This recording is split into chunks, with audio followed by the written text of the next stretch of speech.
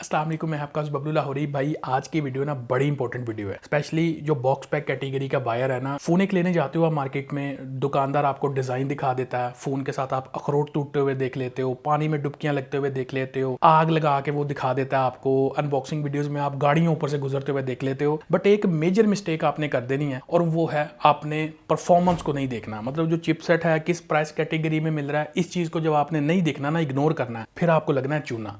मतलब परफॉर्मेंस वो चीज है जिसने आपके कोर एक्सपीरियंस को प्रोवाइड करना है फोन में। अगर परफॉर्मेंस ही अच्छी नहीं है, लेट्स सपोज आपने फोन ले लिया, फोन रुक के चल रहा है, हैंग होके चल रहा है, क्या फायदा उसका। तो एक अच्छी परफॉर्मेंस वाला जो फोन है किसको कहते हैं, जब आप एक राइट प्राइस टैग में एक राइट प्रोसेसर वाला फोन बाय करते हैं। और वो बाय कैसे करना है, कौन बताएगा, मैं आपको बताऊंगा। वीडियो इन्फॉर्मेटिव लगती है, वीडियो को लाइक भी कर देना, दोस्तों के साथ शेयर भी कर देना, नए हो चैनल पे सब्सक्राइब करना भी लाजमी है। और नीचे कॉमेंट्स में मुझे कॉमेंट करके बताना कि अगर आप एक बॉक्स पैक कैटेगरी का फोन यूज कर रहे हो तो उसमें कौन सा प्रोसेसर है और आपका एक्सपीरियंस कैसा चल रहा है उसके साथ। अब देखो, सबसे पहले बजट कैटेगरी के कुछ ऐसे चिपसेट्स हैं जो आजकल भी मार्केट में फोन्स के अंदर प्रोवाइड किए जा रहे हैं, बट आपको उन चिपसेट्स को अवॉइड करना है, उन फोन्स को अवॉइड करना है जिनके अंदर वो चिपसेट यूज हुए हो, जिनमें Helio G35 है, G36 हो गया, यूनिसो के 2-3 हार्डवेयर हैं। अब यूनिसो का एक हार्डवेयर है 9863A। ये 3 साल पहले भी मैंने मना किया था कि भाई ये बड़ा आउटडेटेड किस्म का हार्डवेयर है, इसको मत लो, 28 नैनोमीटर वाला हार्डवेयर। आज भी ZT का एक फोन है A55, उसके अंदर कोई 22-23 हजार रुपए की रेंज में मतलब ठोका जा रहा है वाम को। तो इस तरह के जो हार्डवेयर है ना, बड़े स्लो होते हैं, फोन बड़ा अटक के चलता है, अच्छा एक्सपीरियंस नहीं मिलता।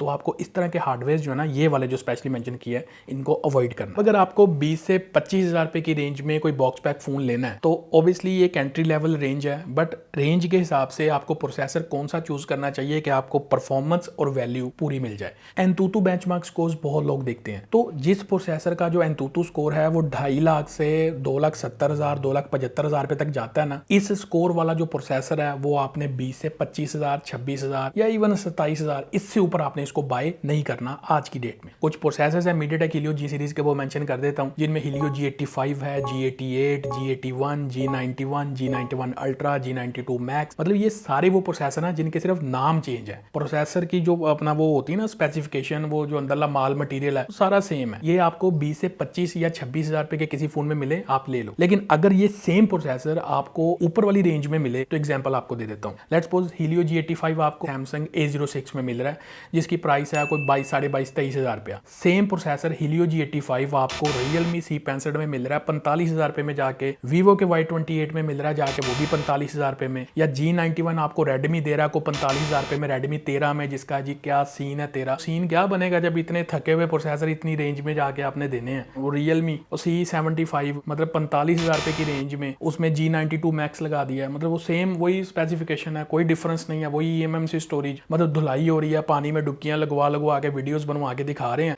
धुलाई हो रही है, तो उसकी तो धुलाई नहीं, मेरे ख्याल से ठुकाई होनी चाहिए उस फोन की। धुलाई हो रही है, तो उसकी तो धुलाई नहीं, मेरे ख्याल से ठुकाई होनी चाहिए उस फोन की। तो मेन चीज आपने समझनी है, जो प्रोसेसर मैंने Helio G सीरीज के बताए हैं ना, ये 20 से 25 मैक्सिमम 26, इस रेंज में आप इनको बाय करो तो एक वैल्यू फॉर मनी वाली जो परफॉर्मेंस है डे टू डे यूज में ठीक रहेंगे। हाँ, स्लो डेफिनेट होते हैं, अभी एंट्री लेवल में आपको स्नैपड्रैगन 888 वाली परफॉर्मेंस तो नहीं मिलनी ना, पैसों के हिसाब से अच्छी परफॉर्मेंस है, डे टू डे यूज में, कैजुअल गेमिंग में, मतलब वो सारी कर देंगी। इसी तरह यूनिसो के कुछ हार्डवेयर हैं जो 20 से 25,000 रुपए की रेंज में आप कंसिडर कर सकते हो, जिनमें है यूनिसो T612 T615।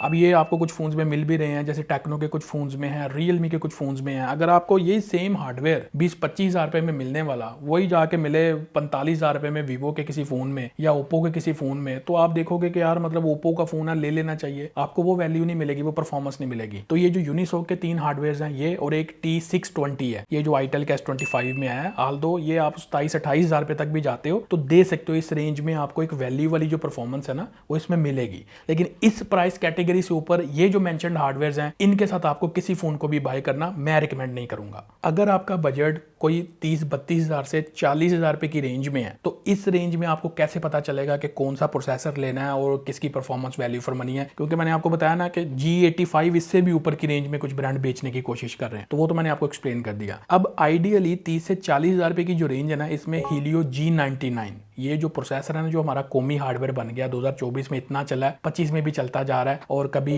अल्टीमेट लग गया इसके नाम के साथ, कभी अल्ट्रा लग गया, कभी आप इसको G100 भी कहते हैं। तो ये सारी एक ही चीज है। आइडियली 30 से 40 हजार रुपए की जो रेंज है बॉक्स पैक कैटेगरी में, इस रेंज में आप लेते हो तो डे टू डे यूज के हिसाब से एक वैल्यू वाली परफॉर्मेंस आपको देता है। अब एंतुतु पे इसका स्कोर देखते हो तो कुछ 4.25 लाख के आसपास है। तो जिस भी चिपसेट का स्कोर 4.25 या 4 लाख के आसपास हो, आप उसको 30-32 हजार से 40 हजार रुपए की रेंज में ले सकते हो। बट प्रॉब्लम कहाँ पे है? प्रॉब्लम यह है कि अगर सेम प्रोसेसर आपको ऊपर वाली किसी रेंज में मिलता है, लेट्स सपोज कैमन 30 है, जो काफी रिकमेंड किया मैंने भी ओवरऑल, अब उसमें है कि आपको 70 वाट की चार्जिंग भी मिल जाती है, थोड़ा सा इंप्रूव्ड एक्सपीरियंस मिल जाता है, थोड़े से कैमरा बेटर है, मतलब कुछ फीचर्स आपको एक्स्ट्रा बेटर मिले। आपने परफॉर्मेंस पे स्लाइटली कंप्रोमाइज करके अगर 46-47 में कैमन 30 भी ले लिया ना, तो वहां पे भी एक वैल्यू बन जाती है। बट प्रॉब्लम ये है कि जब आप सेम प्रोसेसर 95,000 रुपए वाले Redmi Note 14 Pro में जाके लोगे ना, तो इसका तो यही मतलब है कि ब्रांड तो सस्ते नशे में पड़ा ही हुआ है, फिर जो बाय करने वाला ना वो भी फिर टुन्नी हो जाएगा उसको लेके, कोई फायदा तो होना नहीं है। और मैं अपनी जब वीडियो में कोई फीडबैक दे रहा होता हूं तो मुझे पता होता है कि ब्रांड तो ऑब्वियसली उसको तो अच्छा नहीं लगेगा कि यार मतलब उसकी चीज को थोड़ा सा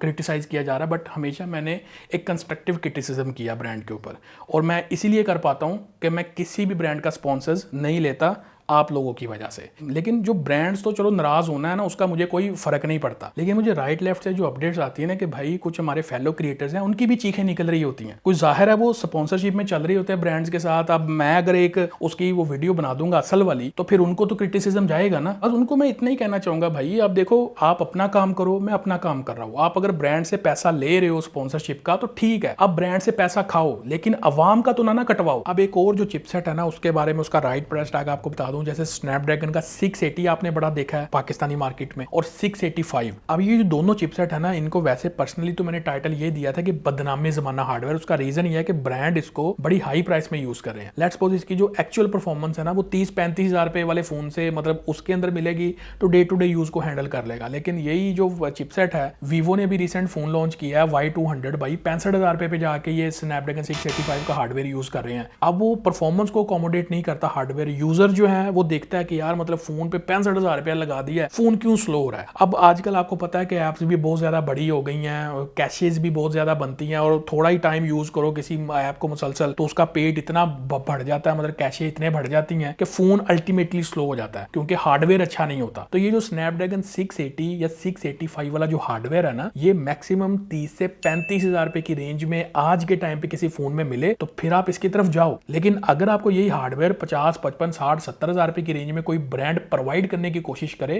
तो उस ब्रांड को छुट्टी करवाओ। स्नैपड्रैगन के एक दो हार्डवेयर हैं, स्नैपड्रैगन 695 या फिर स्नैपड्रैगन 6S Gen 3। अब ये दोनों जो चिपसेट है, ये मोटरोला के बॉक्स पैक जो फोन आ रहे थे ना पाकिस्तान में ऑफिशियली, ये उनमें अवेलेबल थे। बेसिकली उनकी जो प्राइस रेंज है, देखो 75 से 80 हजार रुपए की रेंज है। इतनी रेंज में वो वैल्यू वाली परफॉर्मेंस नहीं है।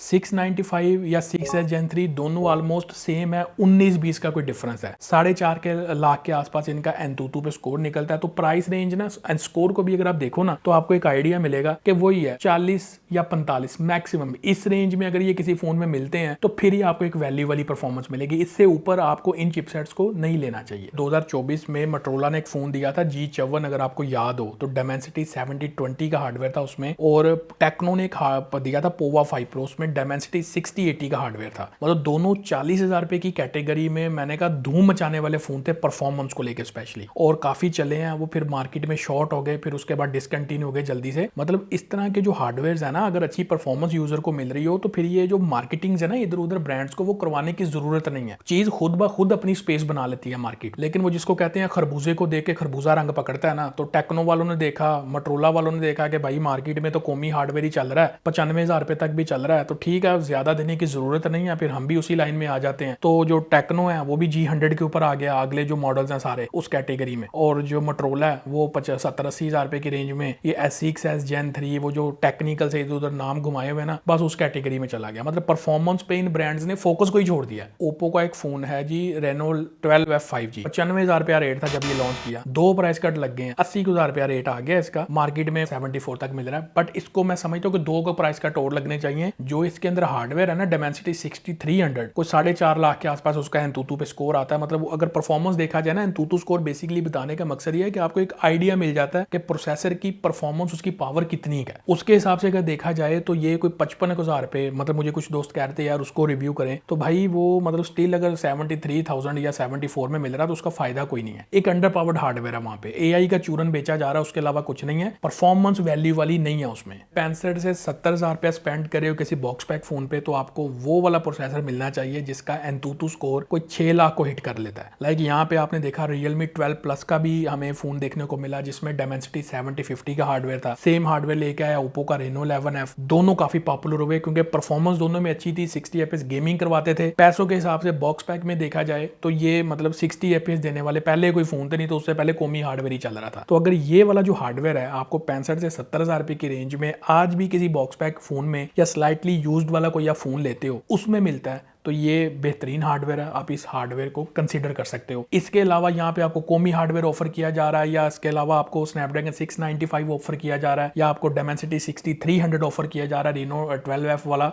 तो वो जनरली जो हार्डवेयर हैं वो इस रेंज में एक वर्थ वाली जो परफॉर्मेंस है वो नहीं देते। 70 से जो 80,000 रुपए की रेंज है यहाँ पे भी कुछ इस टाइम पे फोन अवेलेबल है मार्केट में जो एक सॉलिड परफॉर्मेंस देते हैं, जिनमें हमने देखा है Realme का 13 Plus है जिसमें वो आता है Dimensity 7300 एनर्जी का चिपसेट है, 90 FPS गेमिंग स्पोर्ट भी दिखाता है, वो एंतुतु पे 7.5 लाख के वो स्कोर दिखाता है। तो अगर आप 75-80,000 रुपया स्पेंड कर रहे हो लेट्स सपोज, तो वो ठीक है, परफॉर्मेंस के हिसाब से वो वैल्यू देगा वो प्रोसेसर। किसी भी फोन में हो, Realme 13 Plus में नहीं, कोई भी ब्रांड वो हार्डवेयर लगा दे 75 से 80 की रेंज में तो आप ले सकते हो। अब वीवो का देख लो, वीवो का V40e, वैसे उसका जो इनवॉइस रेट है वो 1 लाख रुपए के आसपास है, लेकिन मार्केट में 82-83 इसके आसपास आपको मिल जाता है। स्लाइटली यूज में जाते हो थोड़ा नीचे भी मिल जाता है। सेम हार्डवेयर है उसमें Dimensity 7300 का, और उसमें भी परफॉर्मेंस अच्छी है। मतलब जब किसी फोन में परफॉर्मेंस पैसों के हिसाब से वैल्यू फॉर मनी हो ना तो लिटरली उस फोन को यूज करने का भी मजा आता है। लेकिन अगर हार्डवेयर ही मतलब अंडर पावर्ड किस्म का हो तो पैसे तो फिर बढ़ना ही है। और अगर आप बजट में 90 या 100 के आसपास चले गए, इस कैटेगरी में जो Dimensity के हार्डवेयर है ना जो हमने देखे हैं, Dimensity 8200 इन्फिनिक्स के फोन में देखा, ठीक है इन्फिनिक्स ने लगाया अच्छा हार्डवेयर है प्राइस के हिसाब से, बट इन्फिनिक्स ब्रांड की खुद की इतनी वर्थ नहीं है कि उसके ऊपर 100 के स्पेंड किया जाए। तो इसलिए मैं 40-50 हजार रुपए से ऊपर इन्फिनिक्स का कभी फोन या टेक्नो का फोन इसलिए रिकमेंड नहीं करता कि जाहिर है पैसे लगाने के लिए भी फिर चीज वो नहीं चाहिए ना जिसकी वर्थ हो। तो हार्डवेयर वैल्यू फॉर मनी है, परफॉर्मेंस वैल्यू फॉर मनी। अगर कोई और वेल एस्टैब्लिश जो ब्रांड है वो अगर आपके देता है तो ठीक है, मतलब Dimensity 8200 8300 हो गया। 8300 वैसे पोको में मिल रहा है 1,40,000 रुपए में जाके, मतलब क्या हो गया यार। और वही 8300 जी रेडमी का एक जो है 14T उसमें 1,75,000 रुपए में प्रोवाइड किया जा रहा है जिसकी जो इनवॉइस प्राइस है। तो भाई मतलब ब्रांड्स के दिल में जो आ रहा है वो चार्ज कर रहे हैं। पर ये जो 8200 Dimensity 8300 या 8400 या स्नैपड्रैगन का 7 Gen 3 वाला जो हार्डवेयर है वीवो के जो मोस्टली फोन में आ रहा है, वीवो V30 V40 इस तरह करके जो फोन्स हैं, ये अंडर 100 के अगर आपको मिलता है ना किसी फोन में तो बॉक्स पैक की कैटेगरी में आइडियली ये एक वैल्यू वाली परफॉर्मेंस आपको देगा। बॉक्स पैक में अगर आपको 100 के से ऊपर किसी फोन के साथ जाना ना तो उसमें स्नैपड्रैगन का 8 सीरीज वाला जो हार्डवेयर है ना, या Dimensity का 8300 से भी जो ऊपर वाला कोई हार्डवेयर है, या जैसे आपने देखा कि Realme GT6 आया 1,50,000 रुपये में, आल्दो उन्होंने स्टॉक नहीं दिया मार्केट में या जो भी हरकत की है, 8S Gen 3 वाला हार्डवेयर था उसके अंदर और उसका एंतुतु स्कोर कोई 1.5 मिलियन के आसपास था। मतलब समझ में आती है ना अगर कोई बंदा 1.5 लाख रुपया लगा रहा है तो डेफिनेट GT6 अगर Realme कंटिन्यू करता पाकिस्तानी मार्केट में तो उसकी मतलब एक अच्छी हलचल होती। तो 100 के से अगर आप ऊपर जा रहे हो तो तगड़े हार्डवेयर की तरफ आपको जाना है जिसमें स्नैपड्रैगन का 8 सीरीज का हार्डवेयर है, या मतलब Dimensity का भी कोई हार्डवेयर है ना जिसका कोई 1.3 मिलियन 1.5 मिलियन के आसपास एंतुतु स्कोर है ना, तो वो आपको एक तगड़ी वैल्यू देगा। तो देखो प्रोसेसर अभी जो चल रहे हैं ना मार्केट में, मैंने उन्हीं को डिस्कस किया। अब आगे से कोई नया चिपसेट आता तो डेफिनेट उसको फिर नेक्स्ट किसी अपडेटेड वीडियो के अंदर कंसिडर करूंगा। आई होप कि आपको ये चीज़ क्लियर होगी कि किस प्राइस कैटेगरी में किस हार्डवेयर पे पैसा स्पेंड करना एक बेटर वैल्यू वाली परफॉर्मेंस की तरफ आपको लेके जाएगा। और अगर यही पैसा आपने किसी रॉन्ग हार्डवेयर पे लगा ली या रॉन्ग फ़ोन पे लगा ली तो ऑब्वियसली फिर पैसा वेस्ट ही होना आपका। तो आई होप कि चीज़ें आपको क्लियर होंगी। नीचे कमेंट्स में मुझे ज़रूर बता के जाना कि अगर आप एक बॉक्स पैक फ़ोन यूज़ कर रहे हो तो कौन सा हार्डवेयर है और कैसी परफॉर्मेंस आपको दे रहा है और क्या आप उससे सेटिस्फाइड हो। तो वीडियो अच्छी लगी हो तो लाइक शेयर सब्सक्राइब करके जाना। मिलते हैं नेक्स्ट वीडियो में। Thanks for watching. अल्लाह हाफिज़।